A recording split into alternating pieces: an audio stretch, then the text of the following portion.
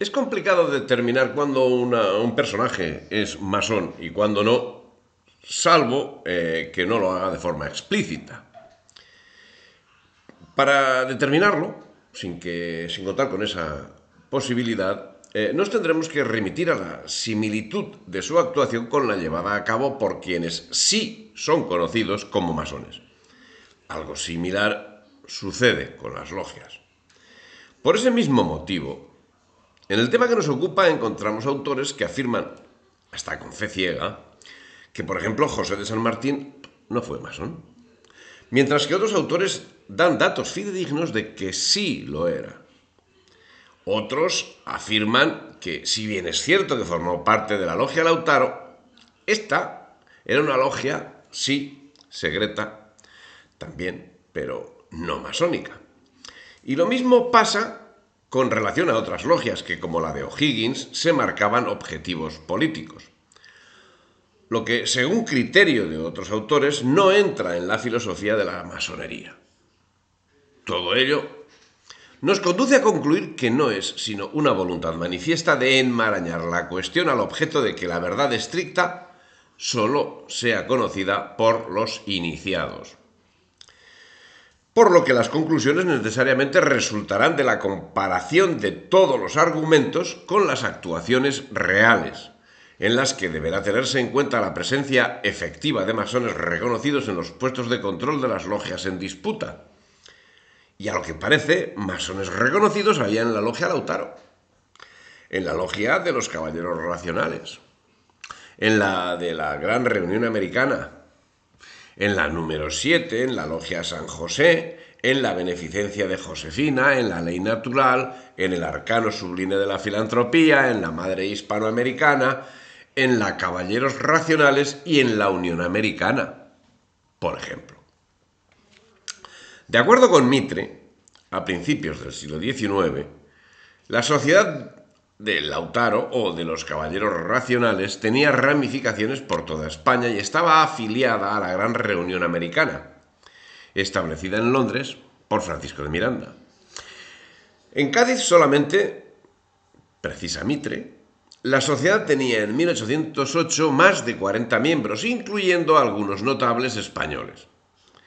Los del primer grado juraban trabajar por la independencia de Hispanoamérica. Los del segundo grado se obligaban a no reconocer en Hispanoamérica otro gobierno que aquel establecido por la voluntad libre y espontánea de los pueblos, de acuerdo con los principios republicanos. Mitre nos asegura que San Martín fue miembro de esa sociedad. Del mismo modo que hay autores que niegan la pertenencia de San Martín a la masonería, hay autores que afirman lo contrario. Así, Ore nos dice que Sir Charles Stuart participó con San Martín en la fundación de la Logia de Caballeros Racionales número 7 de Londres. En esa ciudad fue recibido fraternalmente por prominentes masones quienes arreglaron los pormenores de su viaje a Buenos Aires, donde tomó contacto con el venerable maestro de la Gran Logia Independencia, el doctor Julián Álvarez, quien lo introdujo en la sociedad porteña y lo ayudó en la fundación de la Logia Lautaro. Y hay autores que directamente niegan la intervención de la masonería en el separatismo americano. Uno de ellos es José Antonio Ferrer Benimeli, cuya adscripción a la masonería sorprendentemente también está en el alero. Curiosamente, dice Ferrer, al igual que ocurrió en la España de las Cortes de Cádiz, en la América insurgente, aunque no hubo masonería, sí existió una gran antimasonería que, aprovechando la libertad de prensa decretada en Cádiz, fue creando un fuerte y persistente imaginario popular antimasónico que marcó no solo la historiografía decimonónica de las masonerías latinoamericanas, sino también la de los próceres de la independencia. También, y así como hay autores que niegan la pertenencia a la masonería de la Logia Lautaro, hay otros como León Celdis Mandel, que dan pruebas y argumentos relativos a la no filiación masónica de esta logia en lo que respecta a la creada por O'Higgins. Lo que, sin embargo, queda manifiesto en lo que parece una maniobra voluntaria por crear confusionismo al respecto es que, siendo no masónica, la logia Lautaro, sin embargo, siempre estuvo controlada por masones. A la hora de proseguir en la confusión, hay autores que pretenden distinguir entre lo que denominan logias formales y lo que denominan logias operativas. Son las primeras las que esos autores, generalmente ligados a la masonería, reconocen como logias masónicas, afirmando que se desentienden de acciones sociopolíticas concretas y por ese motivo definen como asociaciones filosóficas, filantrópicas y progresistas, mientras que las logias operativas tienen marcados objetivos políticos que las definen más como prepartido político. Pero también nos encontramos con autores masones y no masones que afirman lo contrario.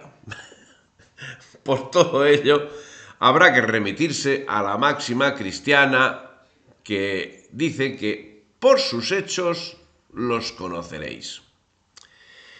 Entre todo este embrollo, muy masónico, por cierto, lo que parece incontrastable es que la logia de los Caballeros Racionales de Cádiz era filial de la logia de la Gran Reunión Americana, que había fundado en Londres Francisco de Miranda, y es a aquella a la que se adscribe San Martín el año 1811 y donde traba relación con Zapiola, con Aldao, con Blanco Encalada, con el conde de Puño en Rostro, que era amigo de Miranda, con el chileno José Miguel Carrera, con los miembros del clero Servando de Mier y Ramón Anchoris.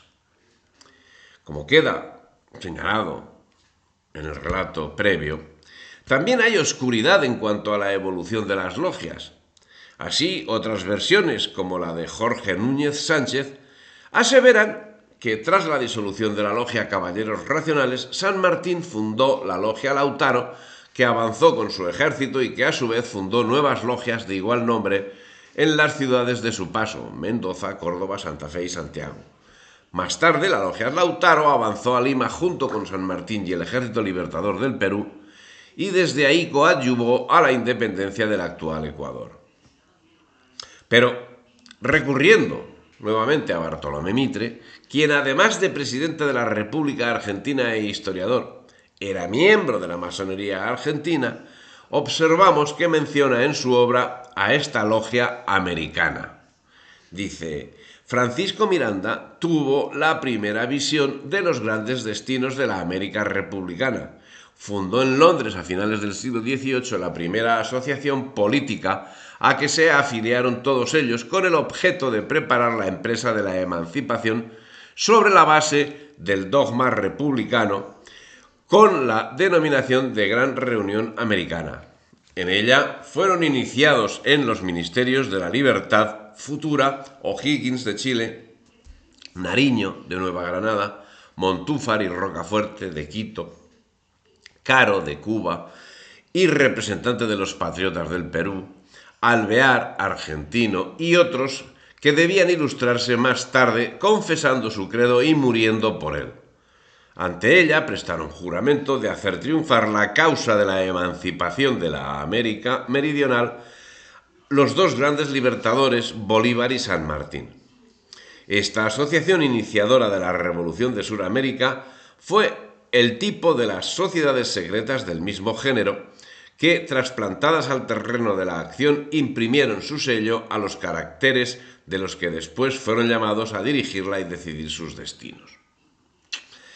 Como vemos, no cita que fuese de carácter masónico. Si bien sobre la logia Lautaro sabemos que fue fundada en Buenos Aires a mediados de 1812, reclutando miembros en el seno de los partidos políticos. La asociación tenía varios grados de iniciación y la parafernalia propia de esta secta. Primero los neófitos eran iniciados conforme a los rituales propios de la masonería y los grados siguientes estaban en función de potencial político que tenía el postulante, y todo controlado por una logia desconocida para los interesados que vigilaba el cumplimiento de los objetivos, los cuales no eran otros que la consecución de la independencia de América y su sumisión a los intereses de Inglaterra. Si te ha gustado el vídeo, dale me gusta, difunde y suscríbete al canal.